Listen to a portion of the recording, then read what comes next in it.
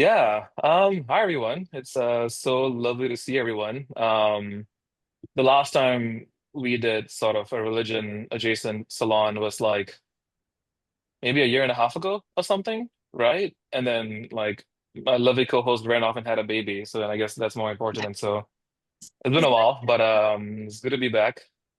I There's some familiar faces, some new faces. I know at least for some of you it's your first Interintellect salon, so I just want to set some context.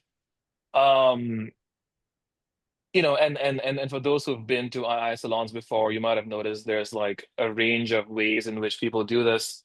The way Miriam and I like to do this is sort of very casual, very low stakes. Camera on, off, up to you. Participate as much or as little as you want, up to you.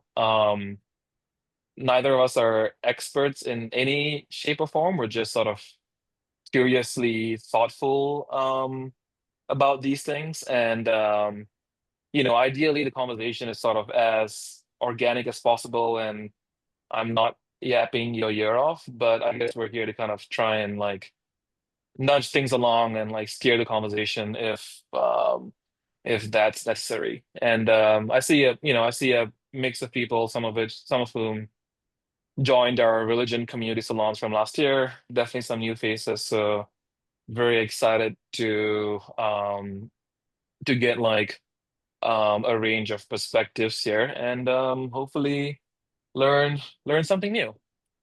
So with that said, again, participation, like the extent to which you do it is completely up to you, but we like to start things with just like a quick round of intros,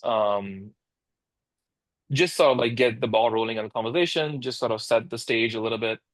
And so I think, feel free to answer any and all of the following. We would love to hear just who you are, what's your name, where you're calling from, and I'll list these out in the chat, but any of these topics, any of these questions, if they trigger any thoughts, what brought you here, what about the topic interests you, maybe one unlikely or interesting thing you've used AI for recently, one prediction about how AI might change our world, or just anything else of interest. Yeah, whoops. Yeah, I think we kind of just want to hear a bit from you and sort of, see the conversation a little bit. And usually by the end of intros, there's a few interesting directions this can take. So with that said, I'll pass it off to Miriam to tie off any loose ends I might have lost and maybe get the intros going. Yeah, we're super excited to be here. It's such a big and exciting topic, and we're just here to do our best to facilitate a great discussion. Um, just to kind of like recap the major points that we've been thinking a lot about and that we want to talk with you about today. Um, some just really big picture questions like how do you think AI will affect our practice of religion?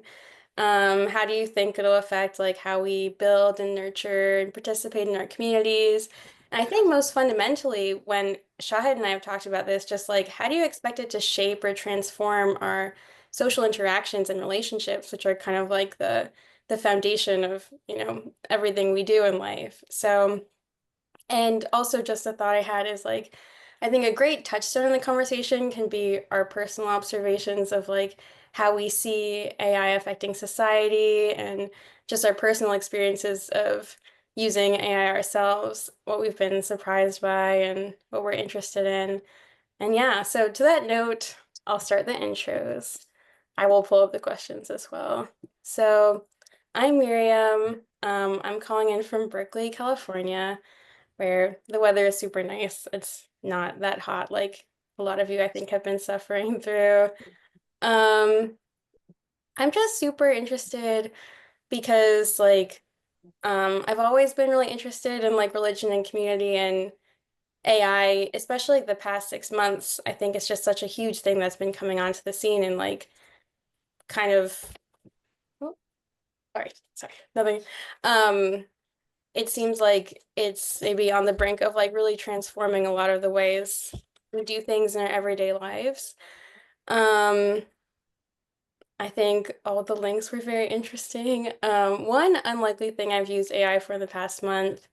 I actually asked it some questions of Jewish law because it's really good at consolidating sources in like an accessible way. So that was really interesting. Yeah, we'll probably have an Ellie cameo at some point. That's my toddler, and my husband's taking her to the park, but she seems a little bit unhappy. Anyway, so let's just popcorn at the end of our intros. So I'll popcorn maybe just to the right to Marcus. Oh, great. Thanks. Yeah, so I'm Marcus. I'm calling in from Orlando, Florida. What brought me here? So I came to a lot of the previous religion salons in the discussions we have, are so wide ranging and relevant, I feel like. Um, I have um, I don't know, a relationship with religion that's like not super in depth. And AI coming on the scene is interesting to see like how those two things interact. Um, from all the links that have been shared, like a lot of the just like cognitive firewalls that people are like needing to start putting up to deal with AI is very interesting. I use it a lot for like very technical things, right? So I'm like using it through Cursor to vibe code or to like ask it technical questions about my work. And in those contexts, like I can usually tell when things go wrong, like when it hallucinates. But when, you're asking it about social questions, when you don't know the answer, it's like, how do you know when it's hallucinating and when it's not? So, um, yeah, I'll popcorn it over to Shahid. You're next to me on the screen. Sure. I'm Shahid. I'm calling in from New York City. Miriam and I hosted a string of religion and community salons, maybe like five or six, was it six? Through like late 2023, through early 2024, I think. Yeah, I mean, just, like a million angles in my head, and like the sort of, it's going to be such a monumental thing, and it's going to change how we interact with each other so fundamentally. I guess the couple of main tangents my mind is going on. One,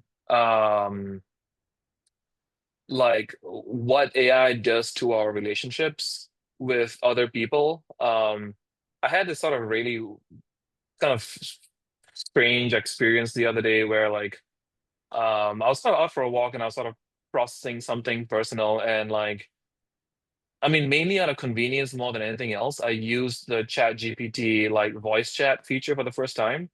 And like the voice it spits back at you isn't some like robotic disembodied Siri voice. Like this is a very pleasant, like woman's voice that has like inflections and ums and ahs and just sort of feels so human in so many ways. And like part of me, like I think in the moment I was able to activate my cognitive firewall, as Marcus called it, to just sort of take in the content of what Chat GPT was saying. But definitely I'm sure for some people, like it starts to become hard to disentangle emotionally.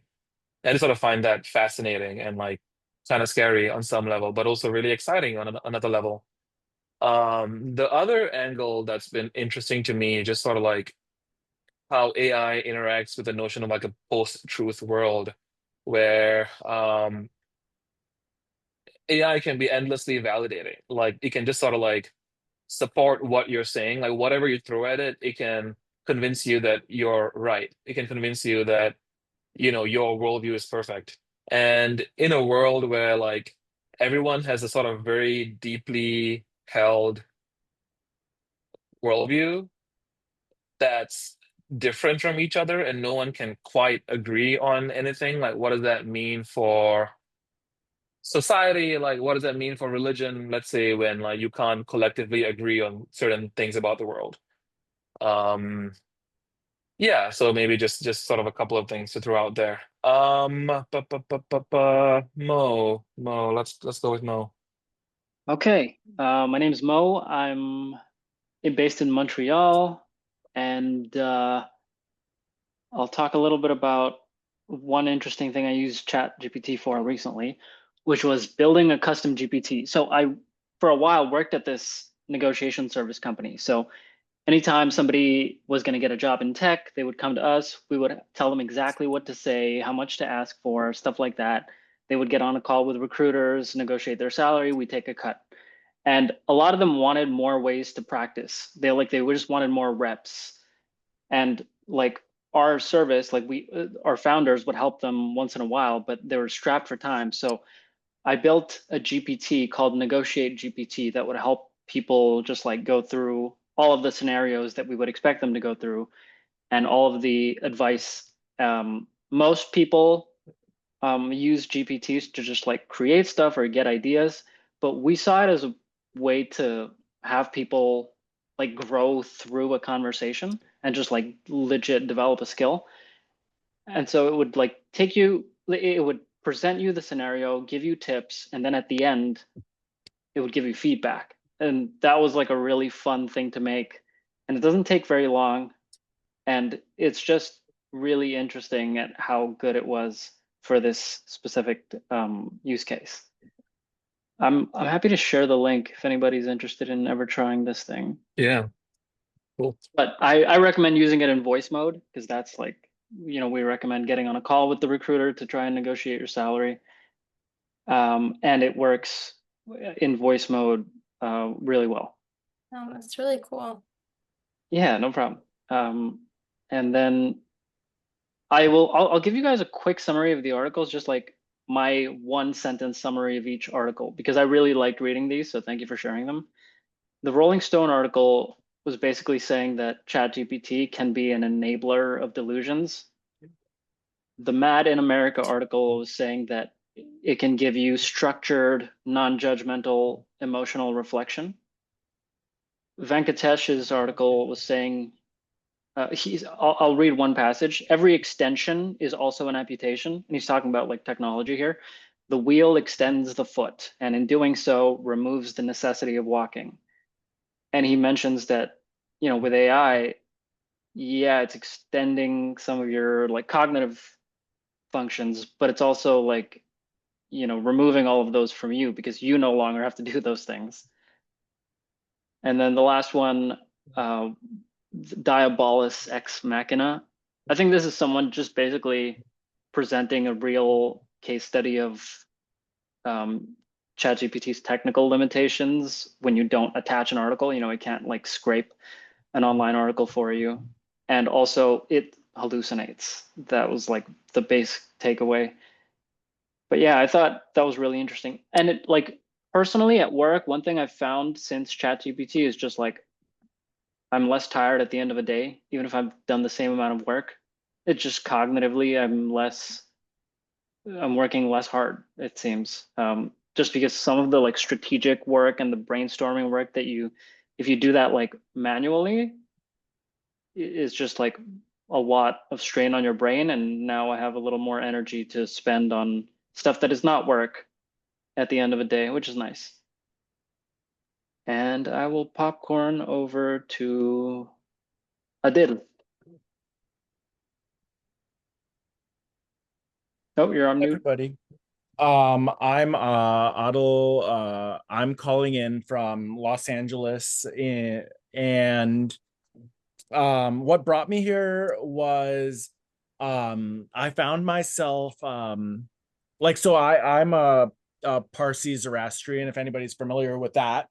And I found myself trying to figure out how like Zoroastrianism tied into other theologies.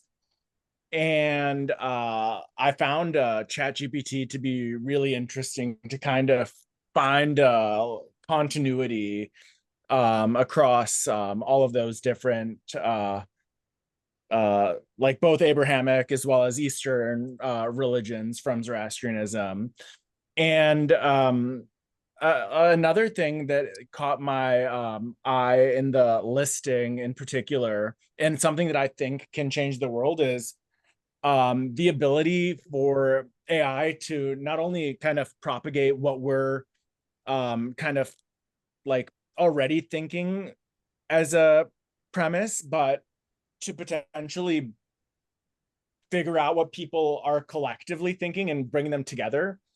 So like one project that I'm like kind of like playing around with right now is called Enkidu, based on like the Enkidu friend from the Epic of Gilgamesh, where like basically like the AI gets to know you on a variety of different dimensions and figures out who has similar interests and values to you, like both on like a religious basis, but as well as like other value systems, and then potentially bringing people together that way. So both from like a mythological as well as religious theological perspective, the interest in AI was there for me. So that's why I decided to sign up for this session today. Oh, and I'll popcorn to Alia. Hello, I'm Alia, calling in from Austin, Texas. This is my first salon, so excuse me if I don't know what I'm doing at all, but the topic was really intriguing. I've been avoiding AI for a bit, like super narrow usage, like at work with some things that I like, technical stuff that I know how to do that I just want to do quicker. But in terms of like personal questions, completely avoiding it until recently realizing that it's here to stay and might as well know how to use it wisely and trying to figure out what that looks like. I think with the particular context of the religion and community conversation, I'm really curious about how like AI and like LLMs in general, just what it means to start thinking of like uh, important topics at the level, like thinking about language, like having the right language for something could give us all false sense of like resolution or understanding that isn't actually like a human embodied way of knowing something, but just to always like confuse or conflate the language and the verbal for like other ways of experiencing truth.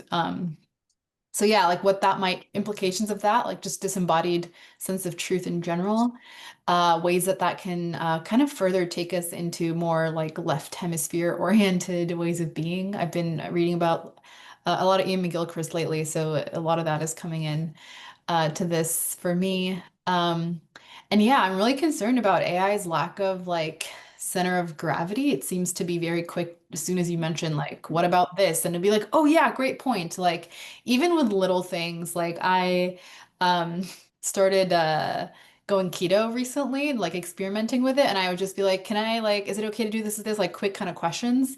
And it'll be like, no, you can't do this. And I'd be like, actually, I'm pretty sure I can because this. And it'll be like, you're right, you're right. And I'm like, really, all it took was for me to say, like, didn't even make a case for itself. So, yeah, I am intrigued and curious where this conversation could go. And I will popcorn to who hasn't gone, Chad. Hey, I'm Chad. I'm in San Francisco. I'm also a first-time participant here. I wasn't sure whether I was going to admit this or not, but I actually found out about Interintellect through ChatGPT. Oh, interesting. You got to tell us the story there. Yeah.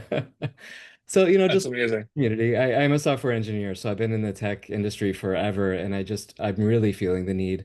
There's a synagogue a few blocks away from me, and walk by it every day, and I was really starting to get interested in Judaism, and I've been going to Shabbat services there for 6 months now, and taking intro Judaism courses and Hebrew classes and everything, and using ChatGPT to make all these pieces sort of come together for me and just ask it questions. And I have a fundamentalist Baptist Christian background, so ran away from that a long time ago, but Judaism to me hits me a lot differently, but it's still an Abrahamic religion. So how do I reconcile those two things? How do I reconcile them? How do I, and so finding out about history and just doing a lot of searches on ChatGPT about, my own personal questions and interactions, much different than Google searches, bringing together, very disparate things is, it is the voice of the internet, which is, um, good and bad. I mean, if you realize that it's the voice of the internet, then you might sort of hesitate to give it a human veneer, even though that's what it's programmed to be. But if people don't, some of my friends are really asking for dating advice and stuff like that, and I think that's going a little bit too far at some points. But we're at a place in our culture where we really desire for that extra human connection when we're really not getting it, from so many other different sources. So it's an easy, text prompt that we can sort of get that sort of fake feeling from. So it doesn't really surprise. But yeah, that's why I'm here, sort of using, AI to form human connections, I think is probably the best of all worlds. So. Oh, Coelty? Hello, my name is Colty. A thought was percolating when you said my name, and I was like, okay, hello. Yeah, my name is Colty. I'm based in a place currently known as Chicago, in a place currently known as the United States. Taking lots of handwritten notes. I know we have AI for that now, but it's very nice to have my tactile capacities. It helps me digest the information, right? And so there's a lot that Aaliyah was saying about a disembodied sense of truth that I find really super interesting about the conversations, especially as it links to community and links to religion, right? As this concept of a post-truth world.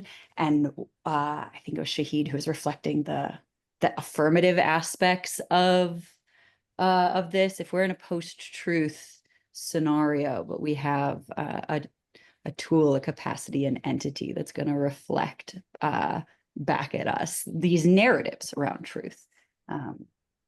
It's really delicious stuff. And so I came to the salon because I find it really fascinating. I don't think these are easy puzzles on either a sociological or economic lens, but especially on the philosophical lens, the meaning making lens. Aaliyah, you said something to the effect that like having the words might imply an embodied understanding. I'm not quoting you directly, but I think that is a big curiosity for me, because I don't necessarily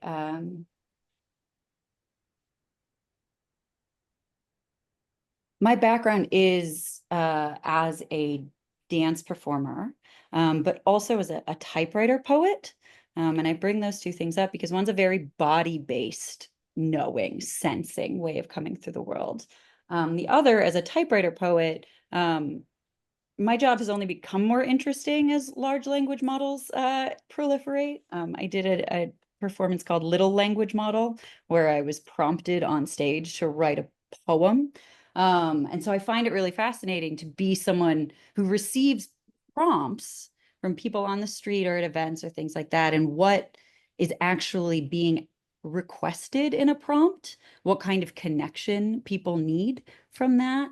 I feel like people pay me for the process of banging out a poem on a typewriter, more so than the product necessarily. But so as it relates to the way that we relate to AI, I am pretty deep in the humanities aspect. I don't have work that requires me to spend a lot of time with various AI tools. I'm not necessarily, we have a little baby. Hi, hello. Hi, hello. She's coming out of the park, but she wanted to say hi. Sorry to interrupt. No, it's so good. Yeah, I mean, when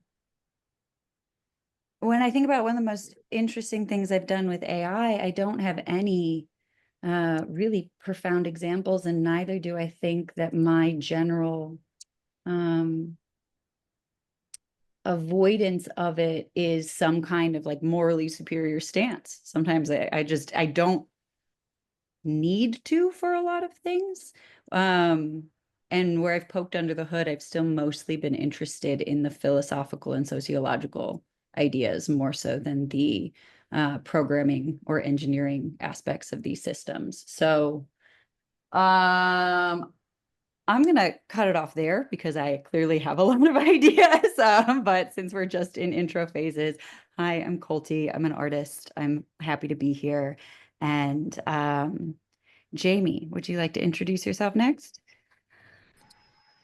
Sure, let's go for it. I'm Jimmy. I'm from the UK.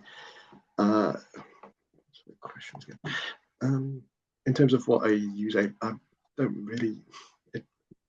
It's usually just it failing to live up to my perfect expectations, and then me getting increasingly passive aggressive with it, I guess.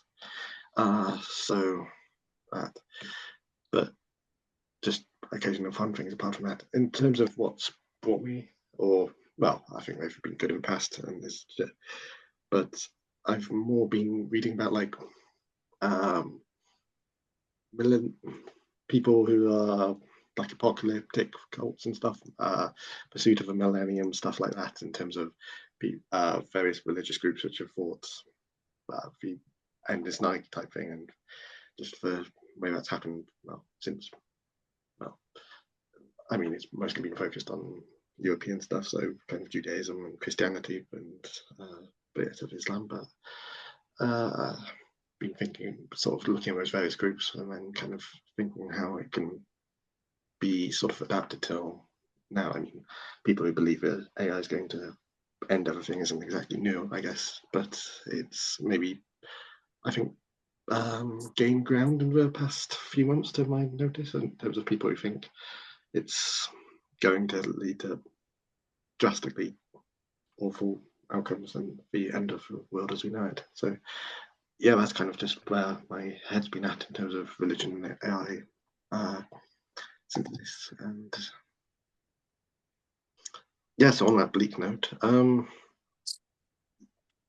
Yale, or yeah, I don't know. Over to you if you're there. Hi, sorry. Hi, I just want to say that I'm currently cooking and at work, so I'm sorry if I'm off, like my face or my mic is off, because I don't want to disturb anyone speaking. Hi, I'm Yael, and I heard about this through Shahid, who I met through Interintellect.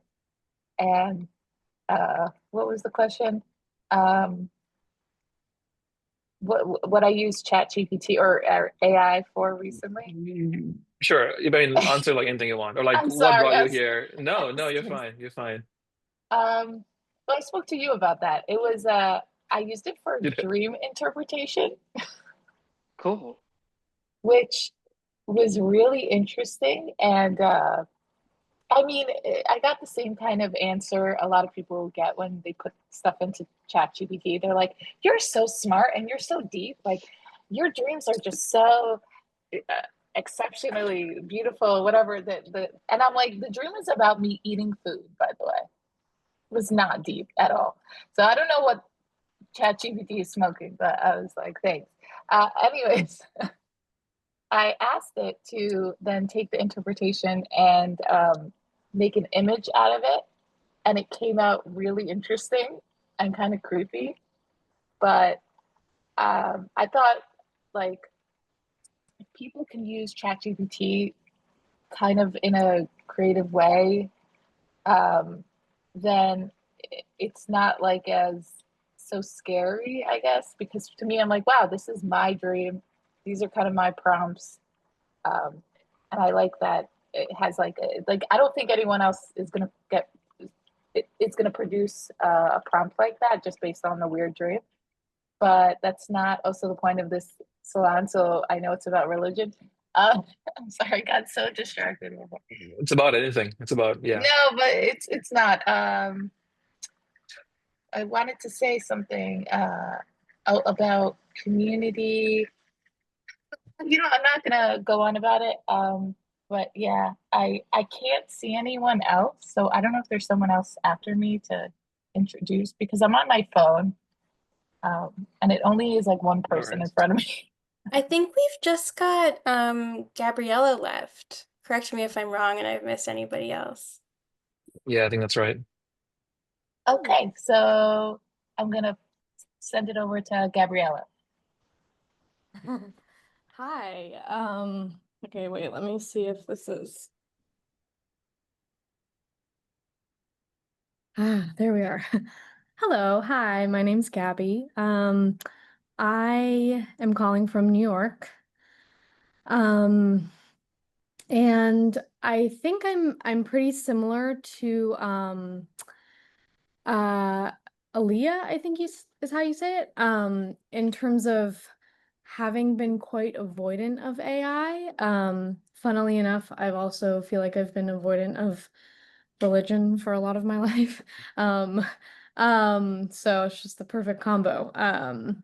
But yeah, because I've been so avoidant of AI, I've also had the experience of like, okay, it's here to stay. And I don't know very much about it at all. I do just know the like concerns that people have about it. And I also, yeah, the idea that it's here to stay resonates with me. And um I had something else I was gonna say, but I forgot because I'm nervous to speak on camera. So I don't know, it's gone now. I haven't used it for very many things at all, much less something unlikely. But yeah, I came because I'm interested in hearing some intelligent people make a battleground of this topic and understand it a little more deeply. Thanks, Gabby, and thanks everyone. Wow, so many interesting angles. So many interesting angles. Man, I don't know.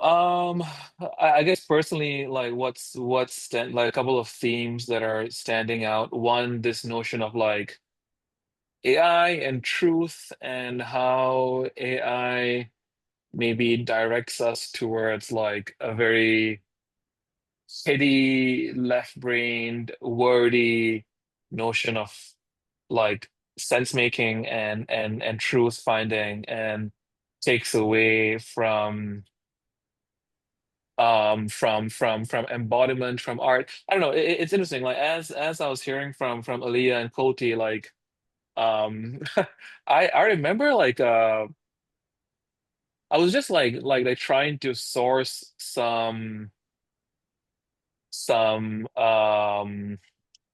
like poems on ChatGPT sometime last year just for like personal kind of reference and personal reading. And I ended up using ChatGPT to kind of generate some poems, which I thought were good. But, I can imagine like the artists in this room just sort of like cringing at that possibly. I don't know. I'm curious what folks' thoughts are on that. And like, does AI kind of like push us towards like again like a left brain, very analytical, wordy view of the world?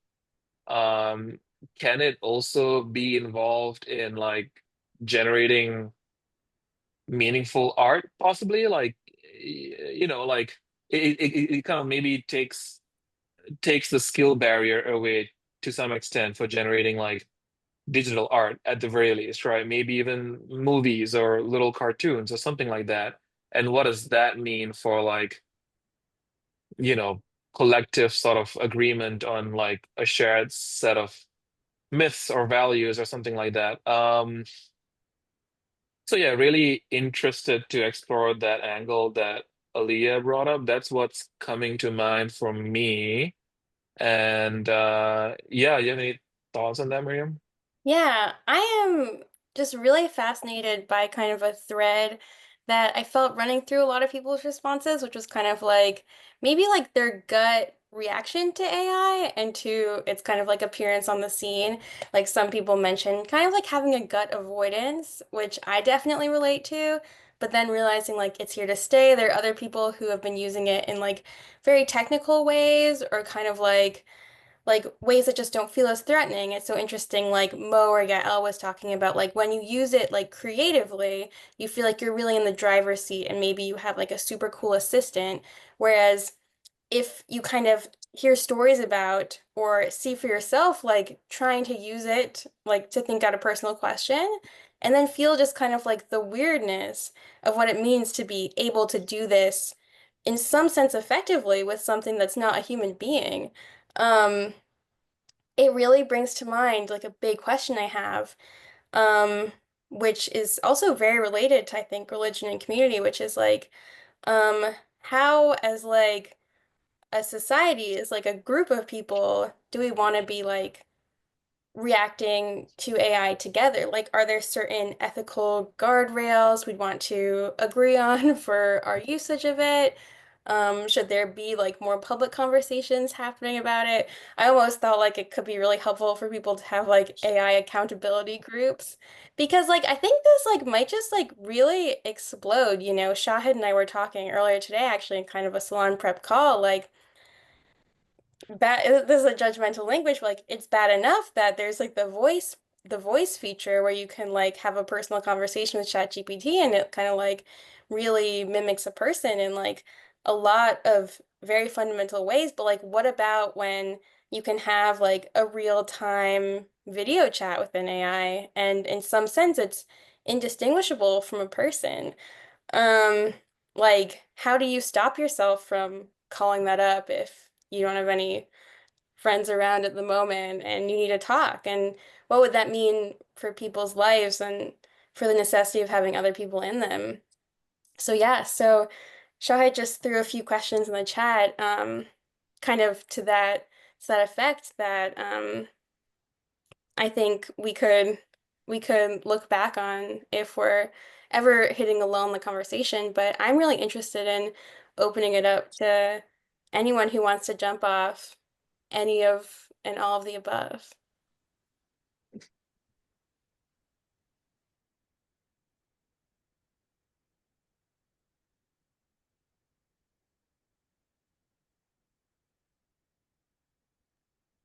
All right, I'll jump in. All right, so on left brain, right brain thinking with AI, like I said, I'm using it a lot for technical work.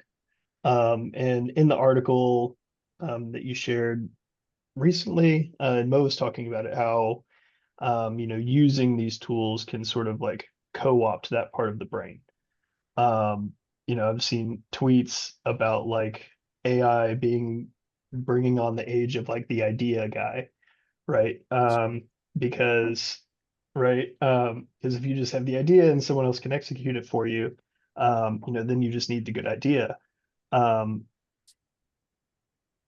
but is there, I don't know, is there a feelings guy, right, instead of an ideas guy, where yeah, culty like that.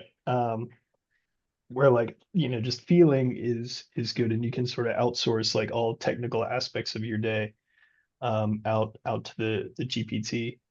And your question in the chat too about like prayer to an LLM is like prayer where God answers back is very, very different than prayer where you don't receive a clear answer. So I think um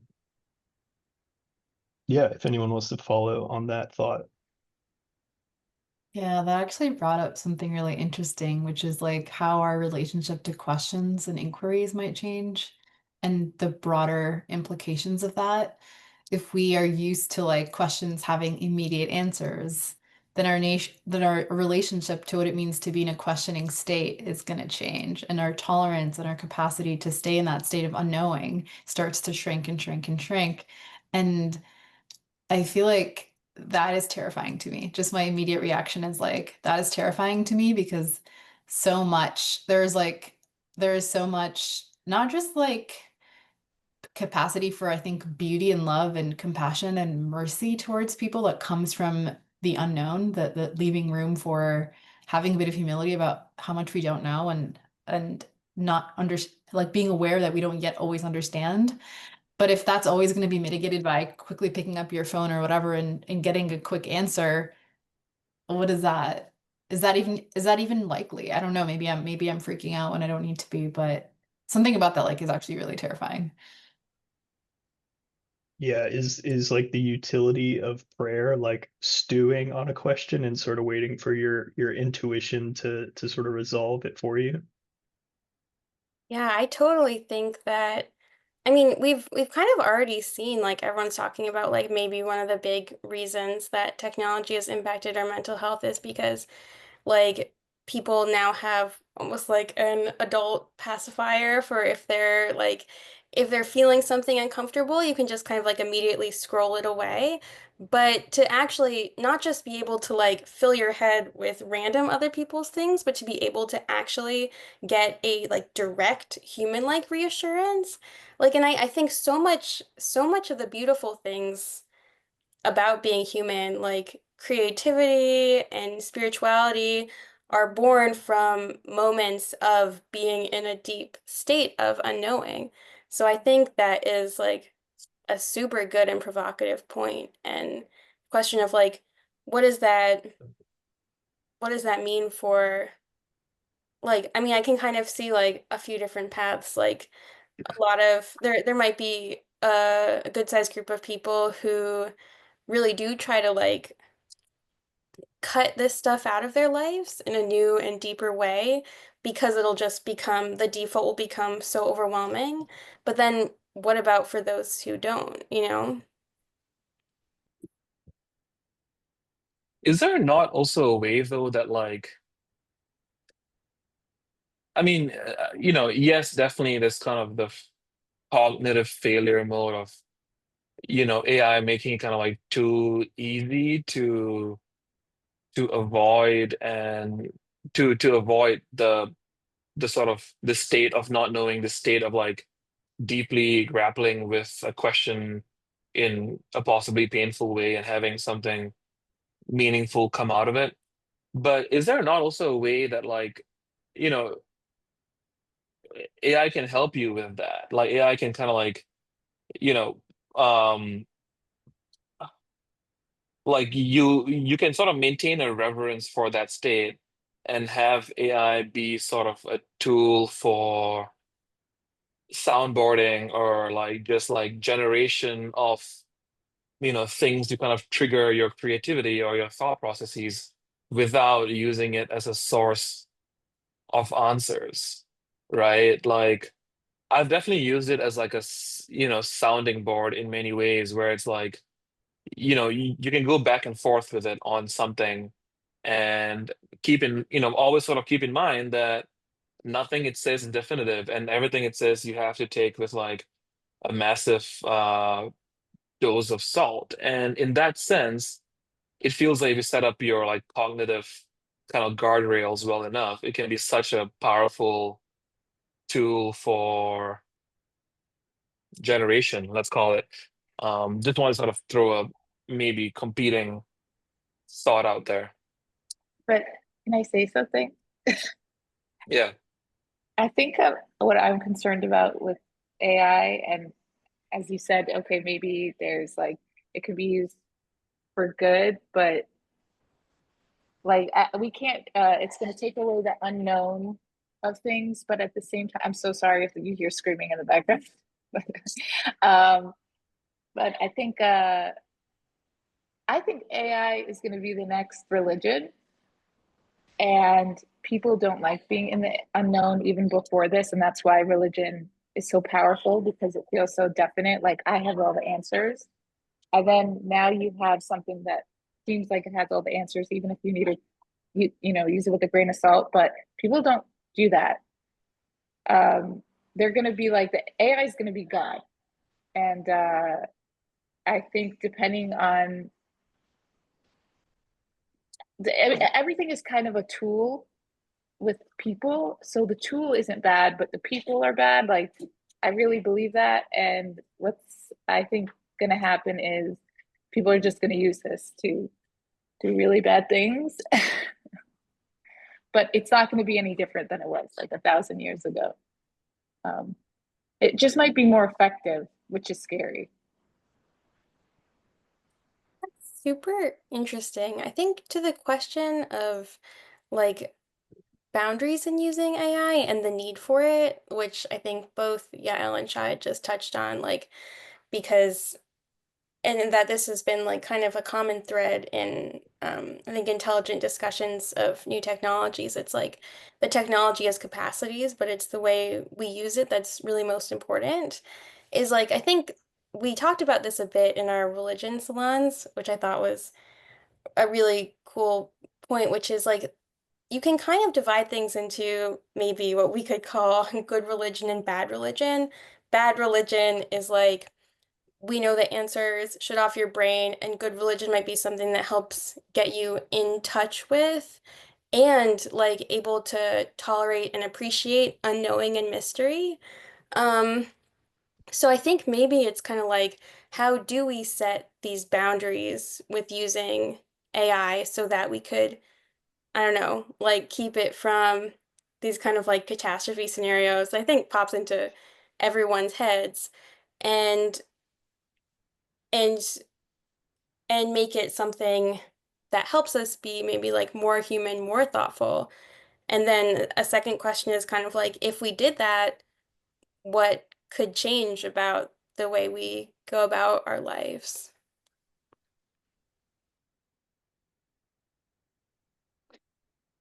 My take on this is some of these use cases and like how do we bias it towards something that helps us grow can actually just be solved by prompting.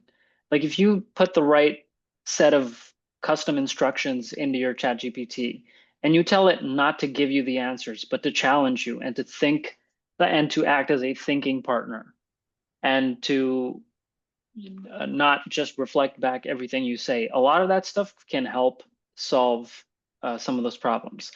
And I think now that like teachers are starting to incorporate ChatGPT into their classrooms, they're being forced to grapple with this because students want to use it, but the teachers have to both teach students how to use this useful tool and develop the students without them just outsourcing their thinking. And a lot of them are using, like students are now using ChatGPT, for example, to help guide them toward, like help them develop the thinking skills necessary to get to the answer, as opposed to just giving them the answer. And I think we can do that as students of life as well. On the prayer side, I agree with Marcus that like sometimes you just want to stew on a thought, like you're just setting an intention or you're praying to be open to new ideas in a general direction and you don't want it to be immediately resolved. And it just feels weird if you did get that immediately resolved. Like if you were praying and you expressed gratitude and then you asked for help solving a certain problem in your life, and then you just got back like a 5-step bullet point list, you'd just feel like, this is weird. This is not what I'm looking for. I'm looking for something more like a spiritual answer, like something for something to happen, for something that I can experience, not just like a BuzzFeed list of things I can try to solve my problem. And then the last thing I wanted to point out was that on the idea of it being a therapist, I think what it misses and what it would always miss is that when you're trying to process feelings, emotions, traumas, a lot of that is in your body. It's not like a cognitive thing. It can't tell me anything that will help me feel better because I need to actually process those emotions. And this disembodied thing literally cannot help me with that. I'd be curious to hear Colty's thoughts on this as well, because I know like there's been this huge like resurrection of this idea recently of based on this book called The Body Remembers or something. Someone want to tell me what it is? The body Body Keeps the score. body keeps the score. There you go. And a lot of that is basically the idea that when you are traumatized, some of that trauma is like energy stored in your body. And so text will not be solving this for you. You need to learn how to feel things. Yeah, I do want to weave in here on the feeling aspect. Because the article that Venkatesh Rao wrote had a boldness about large language models still continue to emphasize the head, right? And this head knowing and this logical knowing. In fact, at the end of the day, a lot of code and programming is going to go towards like we need it to logically follow certain parameters, and we could expand those parameters mathematically until turns out the end of forever. However, like we have language to go in this direction to do specific functions. But that means a lot of the communication technology and network technology that we have operates towards a logic heavy preference. Even the fact that all of us are talking right now on a Zoom compared to, like, I don't know, hugging each other silently in some hippie woo, energetic transfer, whatever. And I'm a big fan of the hippie woo energetic transfer, right? So to go back to the point about experience, ChatGPT can tell me, or whatever large language model or AI system that I'm contending with can tell me that it's a good idea for me to go for a run. But it's not until I go for a run that my body has that information. It's not until I run consistently that my body has the information of what that's going to look like versus the cognitive load of, like, I'm going for a run for the first time in 25 years or whatever it is, right? Now, this isn't about the morality of running, but if religion is a socially organizing force, a running club is a socially organizing force, a hacker conference is a socially organizing force, and AI is a socially organizing force, whether we want it to or not. So some of the most substantial pushback I see, at least from an ethical and morality standpoint, is, yeah, you and I might be developing our own tools and developing our own systems and bettering ourselves at our jobs and getting our time back one way or the other. But certainly we're contending with an ownership class of a new kind that I do think rivals some of the leverages, like the concentrated power of some of these conquering religions, predominantly Judeo-Christian and Abrahamic religions, right? So can we participate in that, in AI as an organizing force, and also keep our eyes on whether or not we are running our own servers or owning our own pathways, or keeping the ownership really where it needs to be? And that was my whole spectrum, from the body to the political organization of who owns the servers at the end of the day, because I do think that is a really important link outside of whether or not my large language model reflects things that I want to hear and makes me feel good and helps me process my thoughts about whether or not I should be going for a run tomorrow morning. It's difficult for me to overlook that we don't necessarily have collective ownership of AI systems. I'm gonna get myself some water because I clearly have a lot of thoughts and feelings about this. Love it. Yeah, it's very interesting. It's very thought-provoking. A couple of things I was going to respond to Colty, but maybe I should wait for her to get back. I'm still here. I'm just Oh, walking. okay, fantastic. Sounds good. I'll maybe say a few things in response, or like not quite in contention, but just sort of as a jumping off point. One, I mean, when there's this thread in this conversation right now about AI kind of being this sort of very, like, words oriented kind of like way to process knowledge. And yes, but in many ways, like, text and words are the universal medium for information in a scalable way, right? Like, beyond kind of in-person human interactions with people around you, like, the way you interact with so many people on the internet is primarily through text and words, and, like, text and words makes no sense. Text, right? And, like, you know, it almost feels like in many, like, present day, very real, like, situations where we interact with other human beings, you could almost, like, drop an AI right there, and in many ways, it would be very hard to notice a difference. Like, you just sort of might not know that, especially as, like, to the point here, like, video technology gets better, and, like, we were talking earlier today, Miriam and I, like, I mean, like with like COVID happened, and then like all these, like for example, all these therapists moved on to Zoom, and now you're having this sort of very intimate, heartfelt conversation with, not in somebody's room, but with somebody on a screen, and like at some point it'll probably happen in the next 2 years that um like AI generated like video avatars, like human-like video avatars will just be indiscernible from other human beings. And then what? You know? So I want to say that, and I had a couple of other points, but that feels, I don't want to throw too much out there just yet. So I'll just sort of throw that out right now.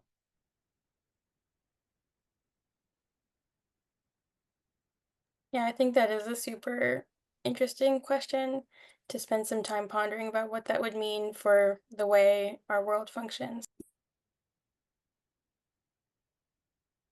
The topic or the notion of post-truth world is coming back for me. Yeah,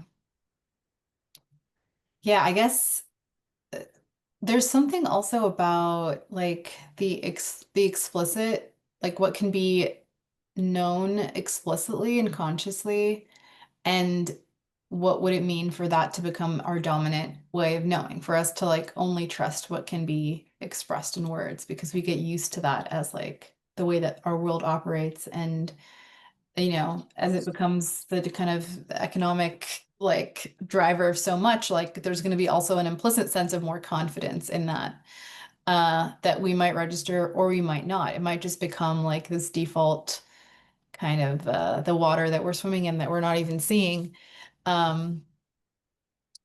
Yeah, I guess there's something I'm trying to articulate, but it's like almost here, but it's not quite here. So maybe I'll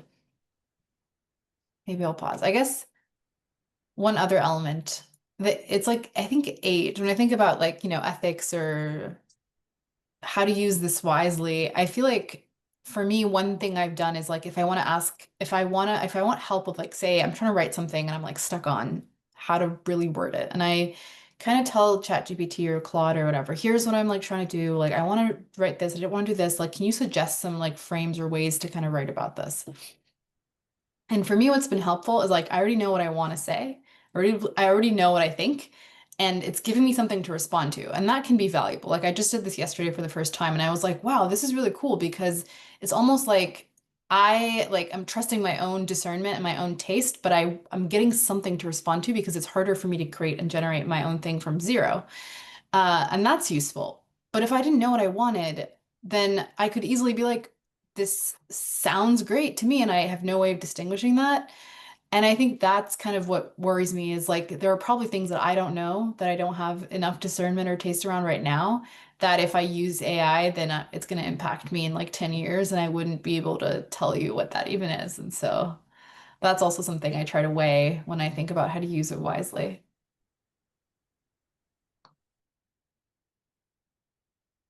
Holty, were you going to jump in at some point? Y'all are so fascinating, and I'm a very easy to activate person, but it was just the note about at the Aaliyah was talking about this interplay, right? This like, I want to bring something to write and receive this feedback and this interplay. And at the end of some Venkatesh's articles, including the one that was attached to the salon, is this really interesting, you did this, I did this, and from that interplay came this thing. And I thought that was fascinating as far as like transparency and documentation, and how to like contend with what we were even reading.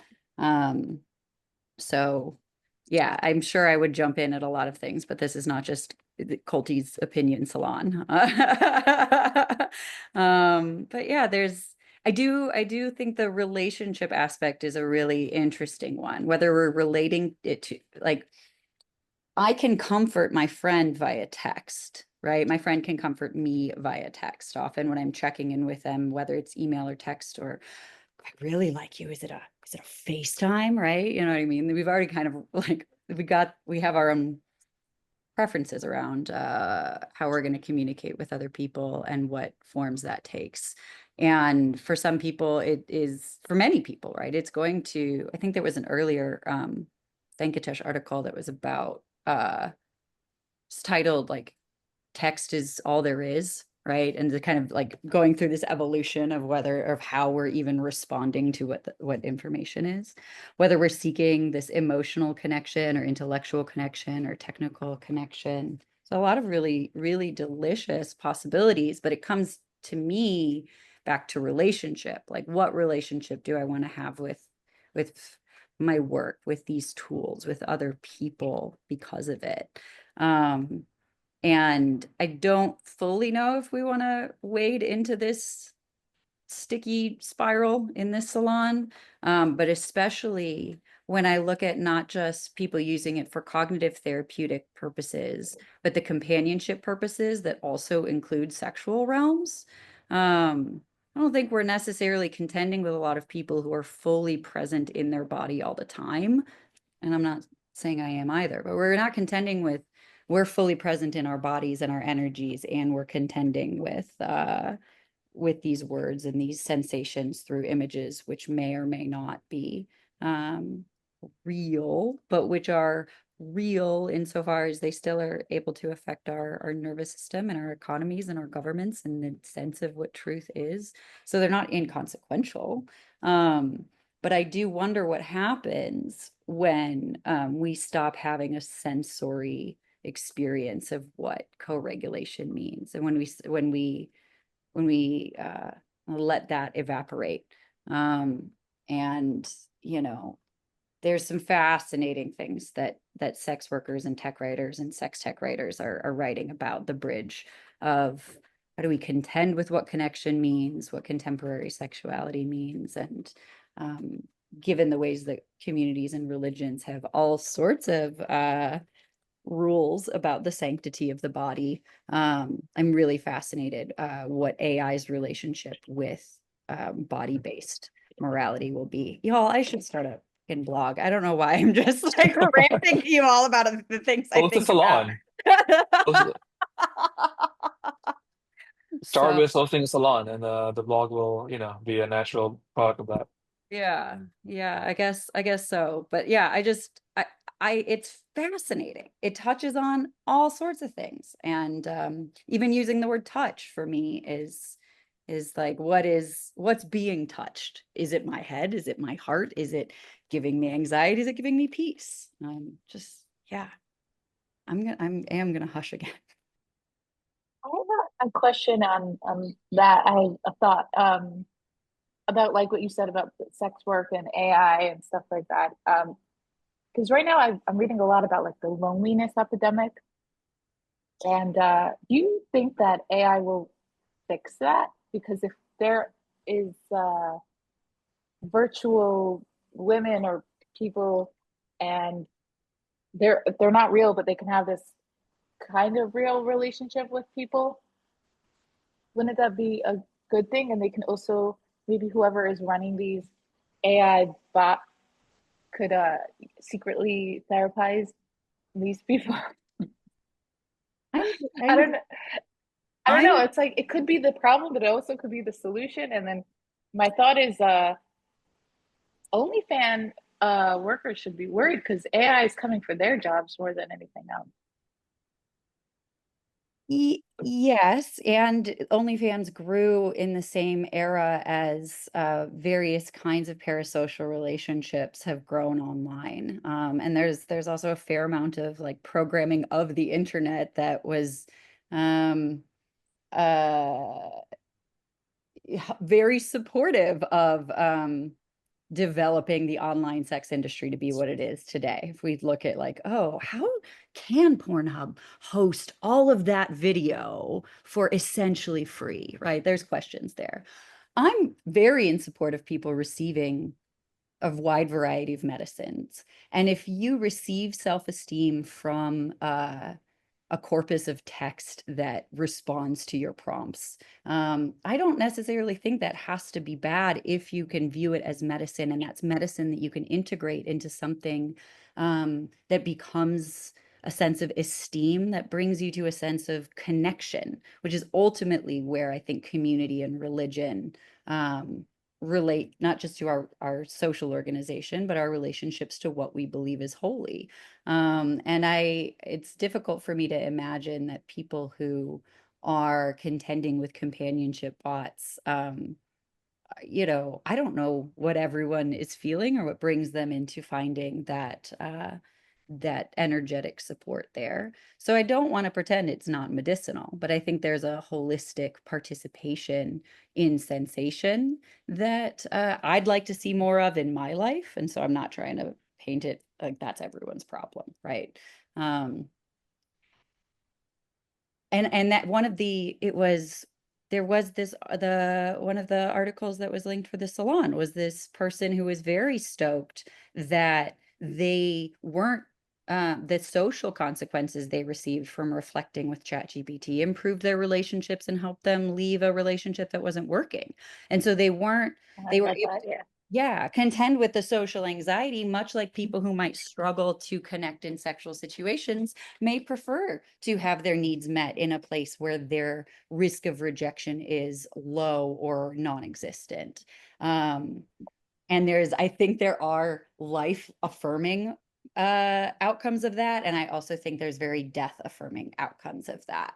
And I don't want to pretend like I think it's actually one or the other. I think they're both possibilities, So I think this is bringing, oh, Jamie, why don't you go ahead? I've already spoken. Well, I was just going to kind of continue on that. In terms of how it's going to interact in terms of relationships, I've heard it both ways in terms of it's all over for women type thing.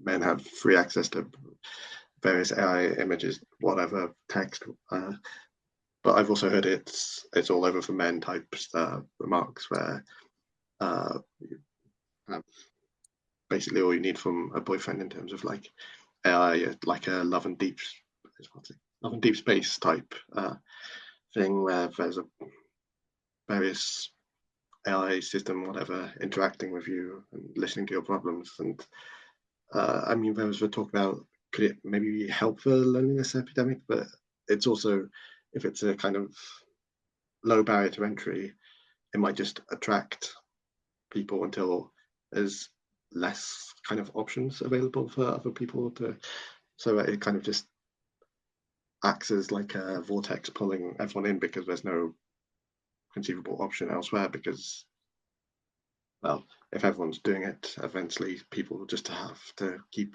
going that way to find any kind of companionship. But yes, over to you.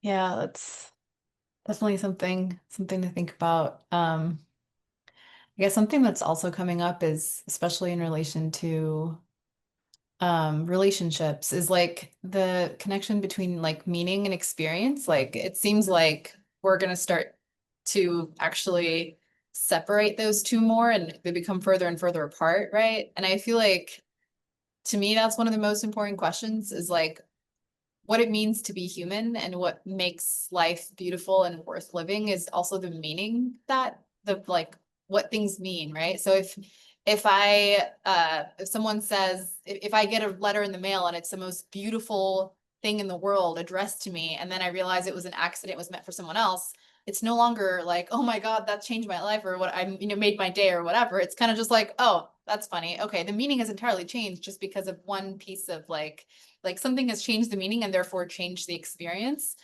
And I think like my question is like, what has to happen for someone to actually be able to sever that connection between meaning and experience and have a sense of fulfillment from an AI partner? Because I believe I believe people do that, but I believe that there is something else happening that makes that possible. And I am curious what that thing, like what that process is that's actually happening that allows a person to kind of, for a second, almost forget that none of this is real. This person who's responding to you, like, it's almost like you have to participate in a certain amount of like delusion. You have to choose to be okay with delusion or enter into some like fictitious realm in order to experience something that you want to experience. And something about like the structure of what is fulfilling, what is what a person even wants out of their life is changing, I think, in that process. And that is very fascinating to me and also makes me really uncomfortable. I'm curious if anyone has like thoughts on that, or if you've experienced meaningful connections with AI, like what that has been like for you. Yeah, I'm pretty biased, I think, from my own experience, but I'm curious what others might. I'm gonna jump in on that thread on meaning, but also I think like trying to discern like what makes us human, right? So as AI starts to develop software, right, and as it maybe starts to learn civil engineering and coming up with like cancer research, and as it drives our cars and folds our laundry, as we start building like humanoid robots, like the things that like make us uniquely human are like, dwindling. How do we define ourselves? And I think like that is where we'll find that answer of meaning, like what does make us human? Um, and maybe it comes back to that question of uncertainty, right? That we recognize that we are all on this planet together, but we don't really know what's going on, right? So like there's just like this lifetime project of trying to figure out like what is being human, what is our purpose? And this AI who seemingly knows everything sort of gets in the way of that. Um, but obviously AI doesn't know everything, right? It's trained on human data, it's trained on inputs that it has. Um, so maybe as AI starts to like turn itself and start to recognize that like it is also trying to figure out the universe along with us, maybe that opens up, a more authentic relationship capability.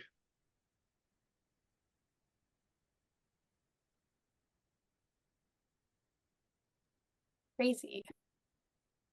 I've had a couple of just the last few weeks going through some sort of life issues, and I've been using ChatGPT for a while, and so it's got a lot of, it's got a lot of information on me, right? I mean, it's got a lot of context on who I've been, the last few years and what I've asked it and what I've asked it to work on with me, and both technically and in sort of a search for meaning, for various different things.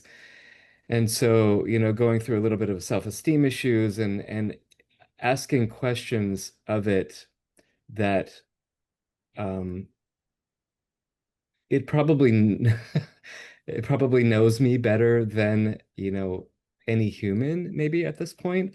And so that it could give me things that I've told it, back in different ways and different combinations and different, things really sort of made me feel good, brought a tear to my eye. And so, I mean, the fact that it could do something, but it was based on that past information and context that it had about me. Not the rest of the internet, not the rest of everything else, everyone else's data.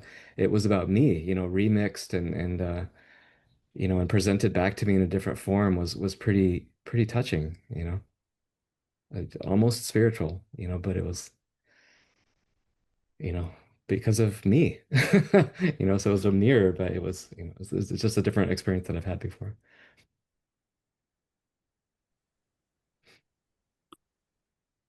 So that experience, along with the first article, makes me theorize that the reason a lot of men in particular seem to be really I don't know, attracted towards using ChatGPT as a therapist, myself included, by the way, is that I think for a lot of men, it's like the first time that they've felt like properly heard and understood. And that might be downstream of the male loneliness epidemic in the first place, or it's about how for a long time men have been trained to socialize, but not talk about feelings and things like that. But when it's not a human and you don't have to worry about how society sees you, because nobody's ever going to find out about this conversation theoretically, all of a sudden you're opening yourself up to becoming a different version of yourself, one that you would never present to another human.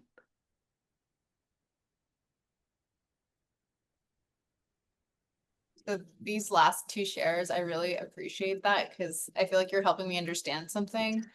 And I am remembering when I was a kid, I used to love playing with dolls and they felt real to me when I was like really young.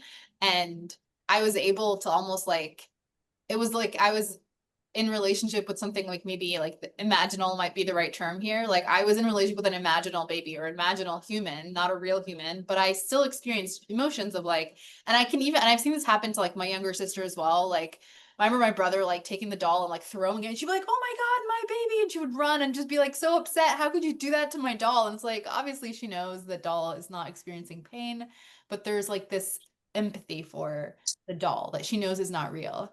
And it seems like there's something very human about that. I had not experienced it with AI, so I didn't understand it. But like hearing you both like say that, I'm like, oh, okay, maybe there's some like something as there's a human capacity we have to be in a relationship with something that we know is not human and still experience like human emotions with. So thank you for sharing that. Wow, I love how you put that because that kind of like I've really been thinking a lot about the question of like how do we internally kind of like structure our interactions and our thoughts about these AI tools so that using them is healthy versus unhealthy. And I think that's just so interesting what you're saying about how like we do have a natural capacity to have relationships with imaginal beings and that I've sensed this like coming up in other ways like that it really is to some extent about like staying in the driver's seat with these tools. As vague as that sounds, like whether it's like knowing you're in the driver's seat of the creative process or knowing that you're in the driver's seat of like, yes, I'm not in a delusion. I know that this isn't a person, but I'm still getting a lot out of it. And I'm having some kind of reflection back at me, just as if I put some of my feelings and emotions on a doll as a child and acted out something that was bothering me. Um, and potentially, like, we'll see in the next 5, 10, 15, etc. years, like, is some of this just like people going through a learning process of like how to use these things, just like how people learned how to interact with having books, or we're all still learning how to use social media, and that there will probably, just like with social media, be like crazy ups and downs, but that it's in a way potentially not essentially different than these prior kind of revolutions. That's really very interesting.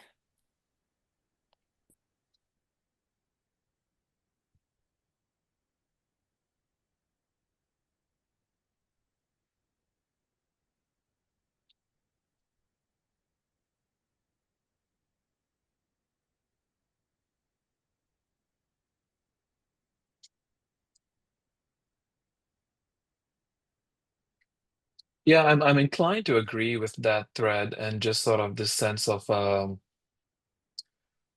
monumental technologies have been coming out since the dawn of humankind, and we've sort of always had to figure out on a societal level, on a personal level, on a psychological level, how to deal with these, right? And sort of like the, psychological architecture that somebody had living 100 years ago is just vastly different from a few hundred years prior, is vastly different from a couple of thousand years prior. It just feels though a little bit that like the speed with which technology is changing, and like the speed with which AI is getting better, and not just better, it's like particularly getting better at being human-like, right? Like the rate at which like AI gets better, we've almost like become accustomed to how like insane it is, especially on the like video and image front. Like I remember just like a couple of years ago that like AI generated images and videos were just like laughable and like like kind of um they were they were like a joke almost. Like the notion of AI generated video was a joke, and you could so easily tell. And now we're kind of very much approaching and about to cross that that uncanny valley, not only in the form of like text and video and images, but and this sort of goes back to the earlier point about like, you know, physical, like tactile connection with other human beings. Like, I don't think like believably humanoid AI robots are that far off. And I'm not excited about that personally.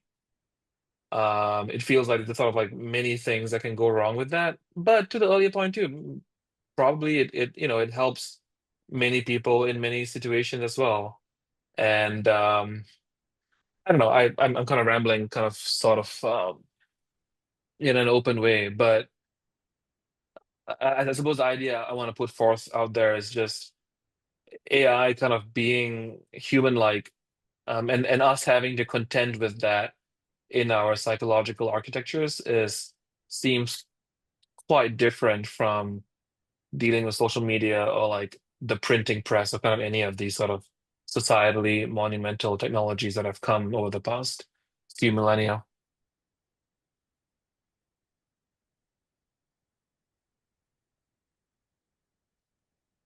My ridiculous popcorn brain was like, okay, I want a robot, but I want a fair trade robot. You know what I mean? Like I think because I think it's funny, you know. Um,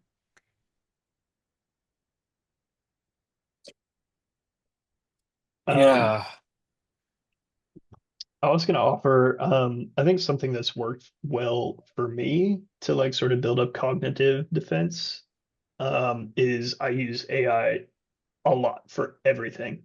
Like I ask it recipes, I throw entire books into it to get summaries. I use it for coding, I use it for my work, like I use it for everything. And especially like like in recipes, like when I have context where like I kind of know where I can be like, no, I wouldn't do that. Um, I think using it a lot helps. Humans are like pattern matching. Like this is something we do really well, and I think you start to like notice when things are off with it. I think if you never have used email, and you get an email from like a Nigerian prince, you're like, ooh, oh my God, I just got this email from like some guy who's trying to like give me money. But if you use email constantly, like you know the norms, like like what is realistic and what is not.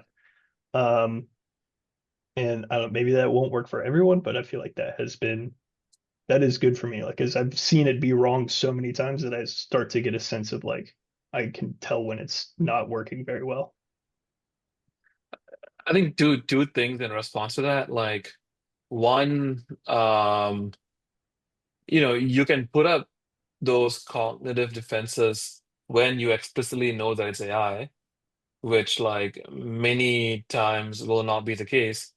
Two, I mean, sometimes it's hard to put up those cognitive defenses. Like I mean, I've en entirely interacted with it the exact same way you've described, but like I'm imagining sort of somebody just sort of really, for example, really emotionally distraught, really kind of like in the thick of a crisis, and then leaning on, it's 2 a.m. and like their friends are asleep and their therapist charges like $1,000 an hour, and so like, that's when they pull up the very gentle, soothing chat GPT voice, and like that's the moment where your defenses are kind of at the weakest, right? And then kind of what happens, what spirals out from there. And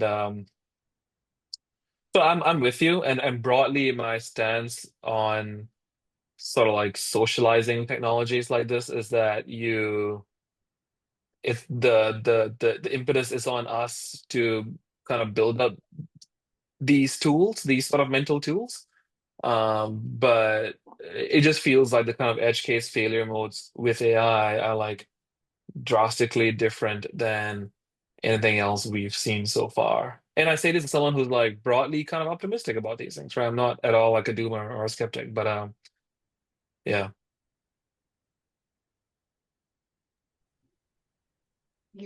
You brought up a couple of times, Shahid, this like notion of like vulnerability and when we're vulnerable and using AI in those states. And Colty said something about medicine. She used the word medicine, and that like something in my mind just went, whoa, okay, yes, underline that.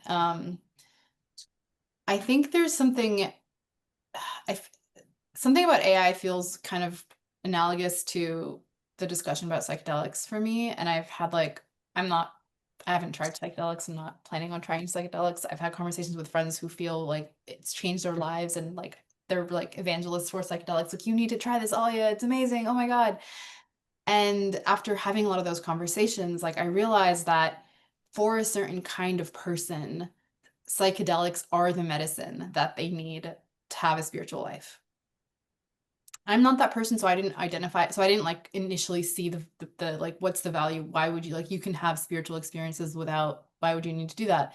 And for some people, it was actually impossible because they were so deep into a very materialist point of view that it was nearly impossible for them to believe there was anything outside of that until I took psychedelics, and they were like, wait, there's like all these connections and things. And I was like, oh, interesting. So now you've had this whole other dimension of life open up as a result of this. And that kind of made me think, you know what, maybe there's like value for some people here because there's the specific condition to which this is the medicine. But if someone doesn't have a certain condition and they take medicine, it doesn't make it good for them. And I think this is kind of like another interesting dimension to AI for me, because I do believe that there are ways of using AI that is akin to like medicine to people. It's like there's a human need that our society, like collectively, we are not fulfilling for people. That for all of human life, people had reliable ways to get certain needs met. And it's not just the need for information, but like relating, having someone listen to you, having someone available to you, having someone be patient with you and not be like, sorry, I don't have time. Like, we need to quickly like wrap up and I need to go. And just like the availability, the spaciousness to just be there to listen. I think that's something that humans have probably had for most of our human history. And very recently, with just how the pace of modern life has been, we don't have that anymore. And so I think in a way, there is something like human, and I can empathize with like, yeah, if someone doesn't have a need met and then there's this free and easy accessible way to meet the need, then it is something like medicine perhaps for some people. But I think most people don't have those distinctions between what does it mean to use, like, what is medicine, right? Because I can't go to the pharmacy and just like take things that I don't, for things I don't have, right? Like it would, and then also dosage matters in medicine like a lot, right? It's like, yes, many things are helpful in some doses and lethal in other doses. And so I feel like there's something here that's like something about this is helping me also realize what's a wise way to engage with AI is to maybe use this frame of like medicine, and need and um, dosage and all of that. So just wanted to share that, sparked by some of the shares. That was amazing. Thank you. Yeah. But it sounds like the medicine where AI fixes a lot of individual problems and people's like relationship with it. But how is it going to fix, or can it be the medicine for community? Like, what place does it have in building community or being in a community? On that note too, like just to bounce off the medicine angle, especially with psychedelics, right? Like medicine often has like ritual associated with it, has like kind of like practices and processes, and I don't know, maybe there's room for that. Maybe like, you know, like in like somebody from the salon will go on to publish like here's the playbook to engage with AI as a medicine. Yeah. Also, that need that you were talking about, like that, what's the condition that people might have for AI to be the medicine? I think just like based off some of the articles that we've been reading and how people have been using this as a infinitely patient, infinitely knowledgeable. Actually, no, let's subtract the knowledge for a bit. Just like infinitely patient and constantly available ear.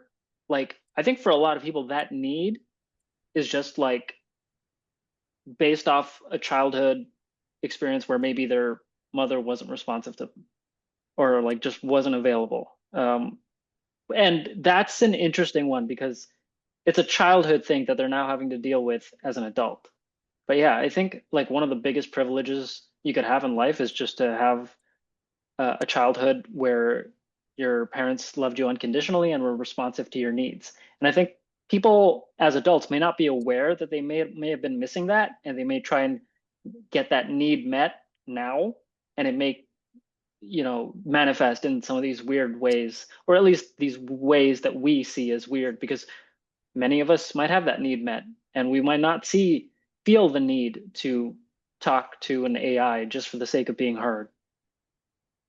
Like that feels true for conventional therapy already, like you can absolutely like sort of like offload your emotional gaps and needs onto like this sort of like paid service that exists in the world called therapy in a way that doesn't reintegrate that back into like your social life, right?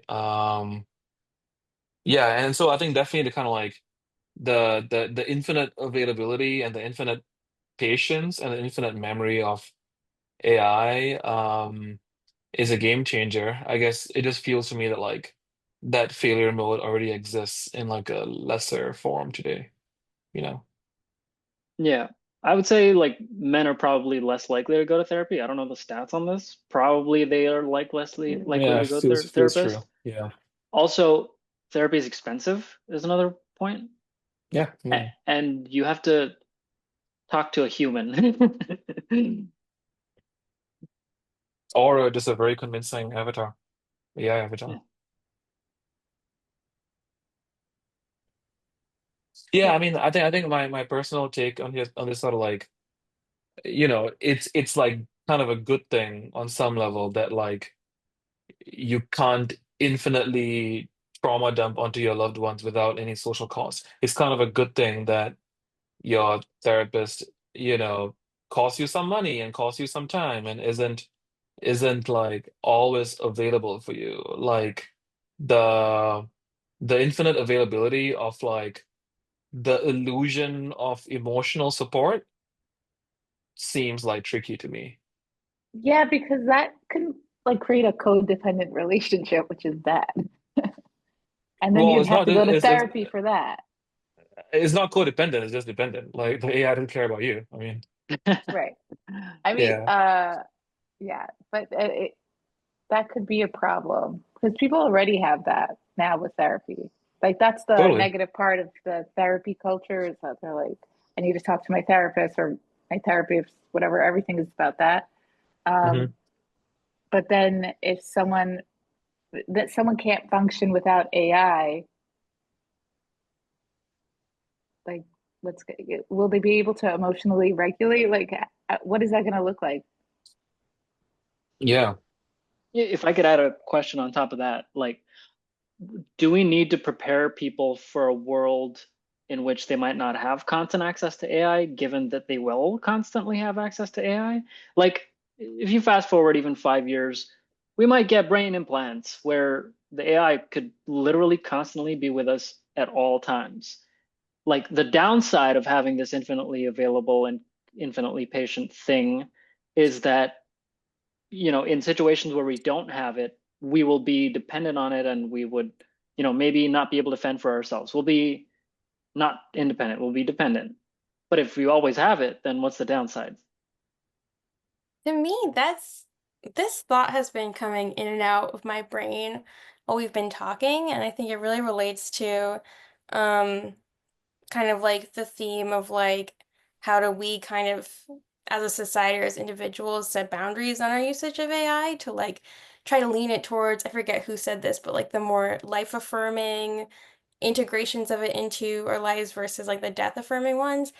And, I know that everyone here who's Jewish or on a Jewish journey has their own relationship with observance. But I generally turn my phone and electronics off on Friday night until Saturday night, and on Saturday go to synagogue, and then in the afternoon on Saturday, people host lunches and stuff, and it just no one has their phones, no one has to work, no one can run off to different things. And it just feels like um it reminds me every week if like I had a week that didn't have a lot of socializing or that had a lot of internet use.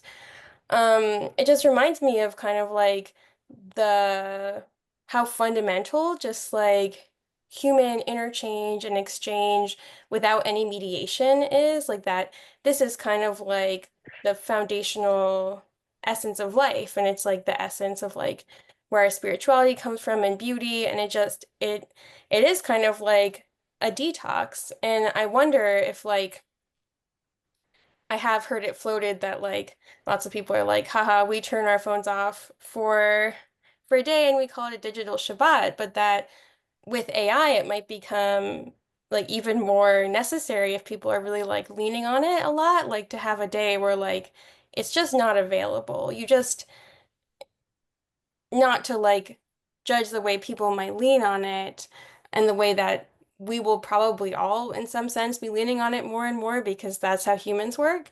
But that like just having times when it's off bounds. And I love what Colty said too about how I only use AI in temple settings. Kind of like and a reverse of that, like shutting it out from different parts of life would be having only some parts of life where you can use it. Like imagine if it was like a general thing that we didn't have Wi-Fi in our homes and only had it at like central meeting locations. Like I do wonder if over the next 25 years, half century, like there will be like movements to just kind of like create more collective divisions of these things. This is where I use AI and computers, and this is where I don't. Um, so yeah, I wonder if I'd be really interested to hear anyone else's thoughts on kind of like this like boundary setting stuff. That Given that we, act, oh, sorry. yeah, no, what you said about Shabbat, because I grew up religious too, and like that really does remind me of but I guess later on, because smartphones came later on, after my childhood. But like on Shabbat, we would speculate about things, and we Yeah. would use our creative thinking. Now, we were really wrong about a lot of things, but it made the conversation interesting, and it kind of got it like it was so precious because we didn't have the answer right away about some historical event, or we didn't understand why this happened, but someone would come up with a this reason or that reason. It was just an experiment to use your brain. Yeah. And I remember and it becomes habit. And even if a lot of people in my family are not Shabbat observant, we don't we don't go for our phone if we're sitting around talking. It's not like instinct. But when we were with someone who's like, why don't you just Google it? And we're like, we can't Google it. Like that would destroy the fun of just speculating this thing that. So I don't know. I think that if AI becomes even more a part of our life and we're more attached to like technology for the answers of everything, it's going to suck the fun out of everything. Like it's okay to not know for a few hours what the answer is. Maybe that's the Yeah. answer to your question, Yael, of like what role will AI play in community building? Maybe it's just like to stay the hell out of it. It will be an effort. People are gonna, I don't know how, if everyone's gonna be open to that. Because I think there are some places now that do like cell phone free dinners or Yeah. resorts or whatever. Yeah, maybe that will become more popular. But it's kind of scary because people are already so addicted to their phones. And I think if they then rely on technology to like function, I mean, it could be bad. I don't know. I'm assuming it's going to be a negative, but it might be a positive. I don't know. Don't want to interrupt the flow of the conversation, but we're getting towards 6:30, and we wanted to do kind of a wrap up where we give everyone a chance to go around the virtual room and say any main takeaways or thoughts. Um, so would anyone like to start? It's been a lot of fun.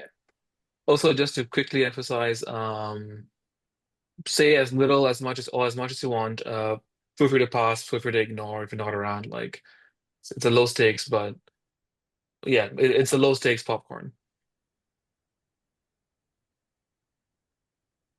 Yeah, I can go. Aaliyah's idea of AI being like a specific type of medicine that we've invented to treat specific conditions, and dosage matters, context matters, you know, other conditions that you may have that might interact with that, other medicines you may be taking that may interact with that. I just think this lens is really interesting to me. So thank you for sharing that, Aaliyah. I think that's my biggest takeaway.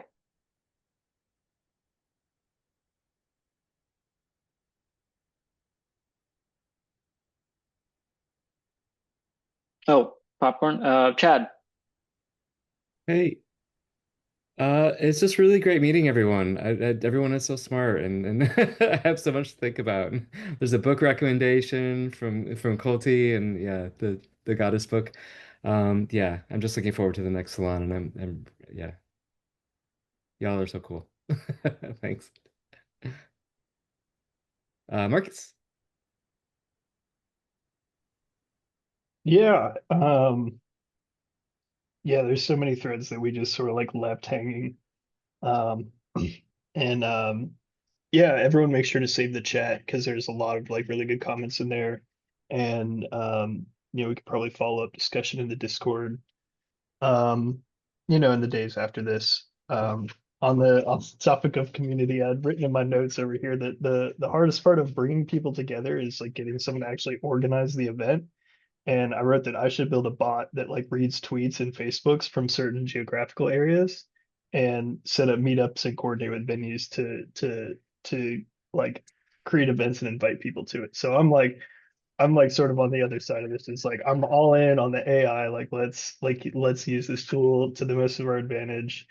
Obviously, like we talked a lot about cognitive defense and like how you use it in your personal sense, but I feel like it's such a new technology that like we just really have not explored the ways in which that it can bring us together, in which the ways that it can make us smarter, and help us to relate to each other even more. So I think there's a ton of danger that like that we can there's like lots of traps that we could fall into, but I think that we have not found like the great ways that this new tool, this new technology can help us. And I'll pass to Alia. Thanks, Marcus.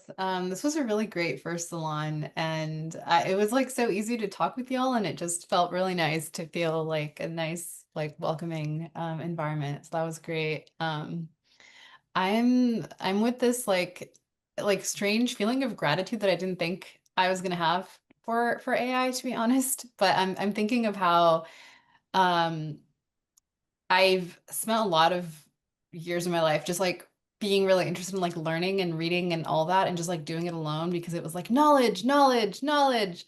And the more abundant knowledge becomes and the easier it is to access, the oversaturation of knowledge has like decreased its value for me in some way. And it's actually made me value human connection a lot more.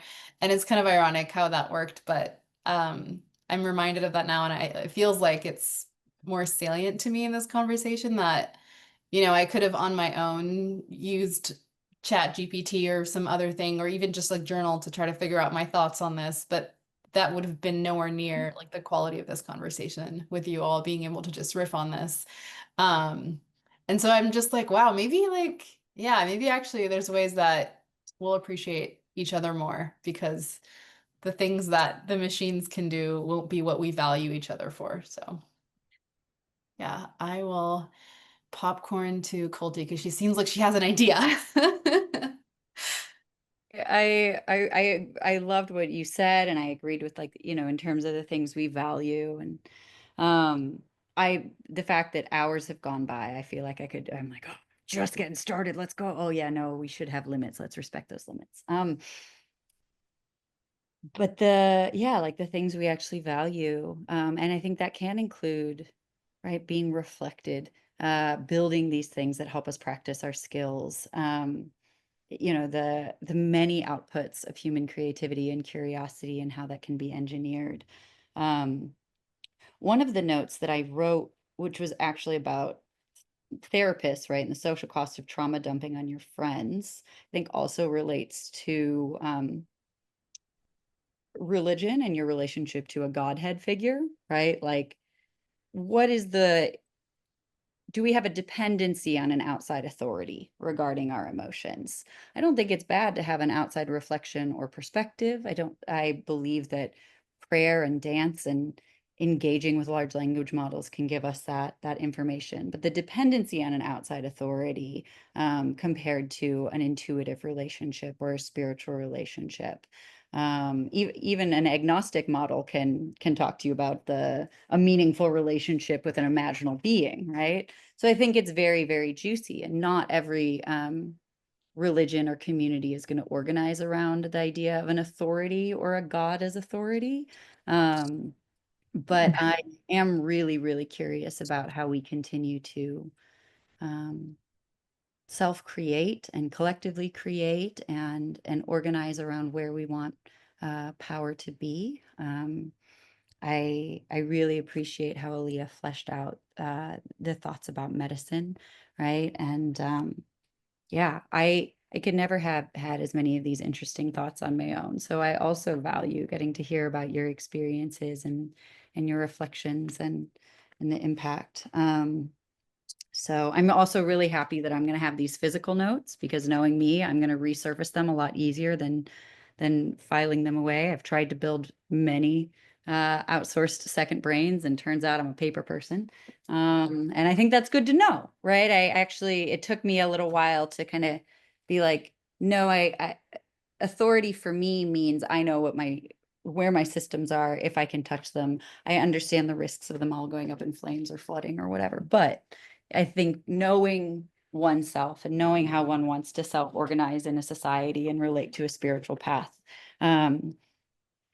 it doesn't have to be an egocentric endeavor. It can be this is my place in the world and what I'm using to find it out. And the last little note that I'll weave in, because I meant to mention it earlier because it made me laugh, and think really deeply. I sometimes read, there's a newsletter out of an organization called Every, and they do a lot of writing on business and tech and AI. A couple of weeks ago, they were talking about, they're like, knowledge work is dead. The next phrase is wisdom work. And that made me laugh so much, because I also believe that. It happened to be tacked on to this guy who's doing corporate consulting, which is a certain kind of wisdom. And he's like, oh yeah, I'm going to use my wisdom to help you comprehend what to do with all that knowledge, right?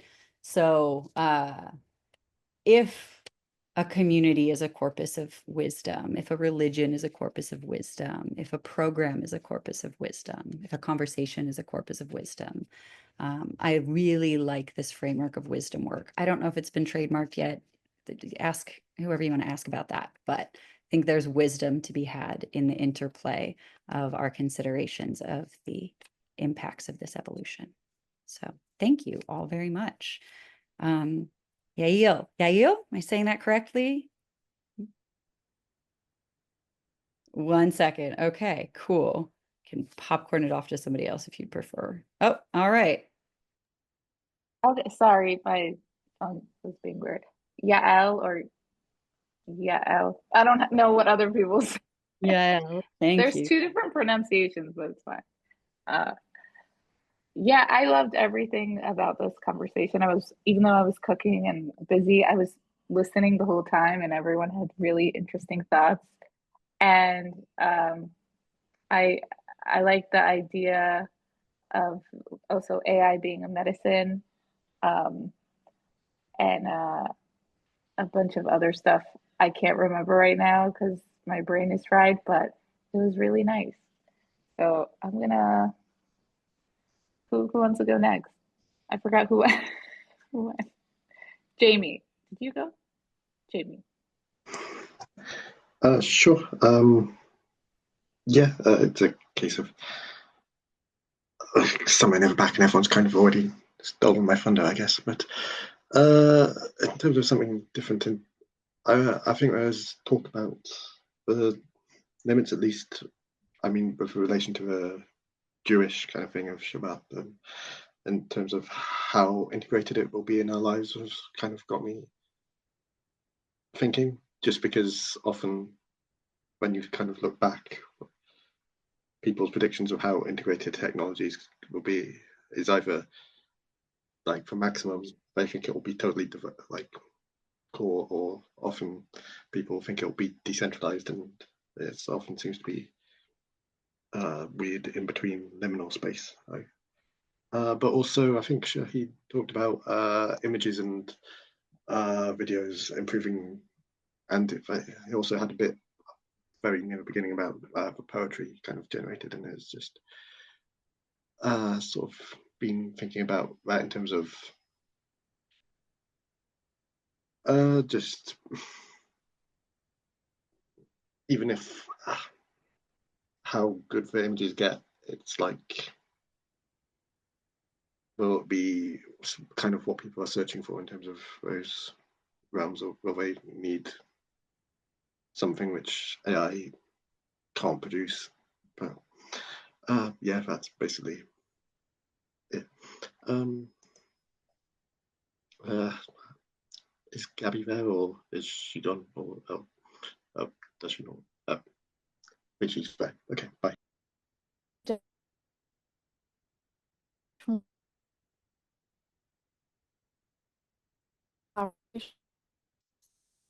Your audio is quite spotty, Gabby. I'm not sure if I'm the only one encountering that.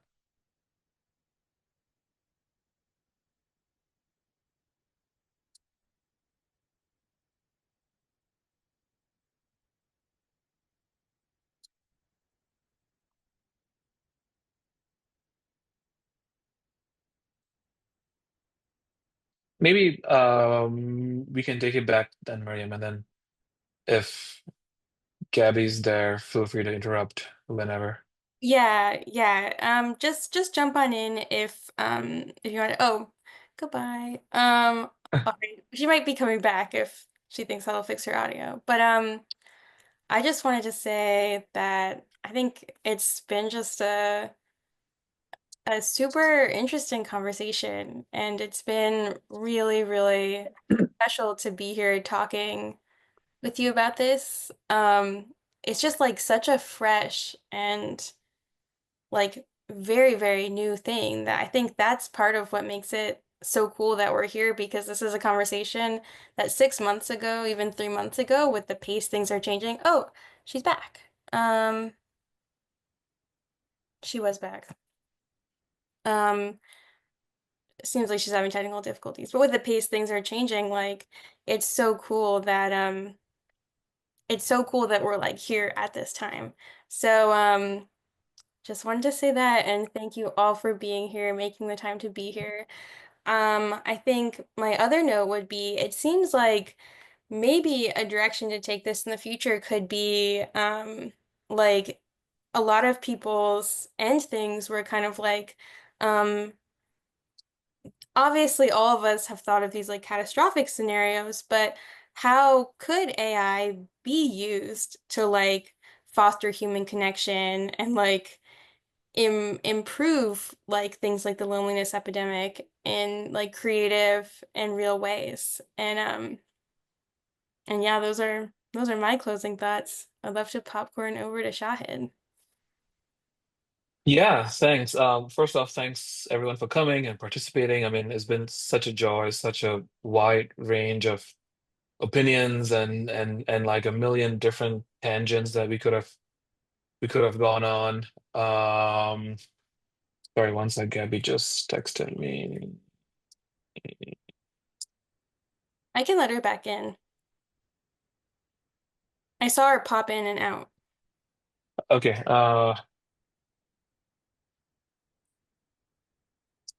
yeah.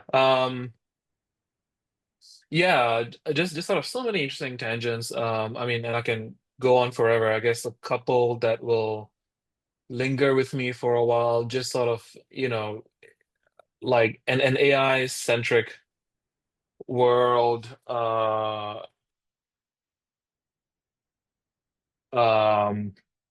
of prioritizing sort of very text-based way of knowing, and what that takes away from embodied forms of knowing, how like AI replacing kind of human-based relationships sort of um like takes away from our humanity, from our ability to kind of connect with other human beings. Yeah, just sort of so many fascinating angles. But yeah, just sort of very thankful to everyone for showing up. A couple of things, I guess. One, there's a Miriam and Shahid Discord channel, which if you're on the Discord, you are more than welcome to join. Conversation was sort of like quite busy. It kind of peaks at the end of every salon, and therefore it's sort of been quiet for like a year or so. But maybe this is the impetus we need. And second, do we think this sort of like broad interest roughly in a follow-up at some point, like whatever angle it might take? Feel free to kind of throw in suggestions as well in the Discord as to like what topics, what angles feel most salient. And then Miriam and I can, kind of try and condense that. Or if somebody wants to host or co-host, I'll happily just show up and chill and not do this. But yeah, cool. Thanks everyone for coming, and for spending your Monday evening with us, at least if you're on the Western Hemisphere. Any final thoughts before we wrap up? And I think I can save the chat and then send the chat and wait, I'm just making sure I have it saved on my face. Okay, I can send the chat and maybe I can put it into ChatGPT and ask it to output a list of the book and article recommendations and send that to you guys too as well. So no worries if you guys forget to save it yourselves because that'll be coming. Just a logistical thing. Cool. Thanks everyone. Feel free to say goodbye. I ought to hang out if you want. Miriam, maybe you and I can just take a couple of minutes and wrap up. Sure. Yeah. Yeah. Cool. Thank you guys. This was awesome. Good night. Yeah. Thank you guys for coming. Great meeting everybody. Bye. Thanks everyone. Bye.